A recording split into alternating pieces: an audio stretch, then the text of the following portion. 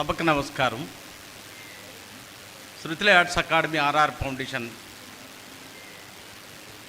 ఇందాక మహమ్మద్ రఫీ గారు చెప్పినట్టు ఆత్మీయ మిత్ర పురస్కారాలు స్వర్గీయ వైకే నాగేశ్వరరావు గారు, స్వర్గీయ వెంకట్రావు గారిని గుర్తు చేసుకుంటూ సిల్వెల్ సుస్వరాల 54వ కార్యక్రమంలో మరి అక్క ఆమనక్క గత సంవత్సరాలు 2-3 సంవత్సరాలుగా నేను కూడా చూస్తున్నాను.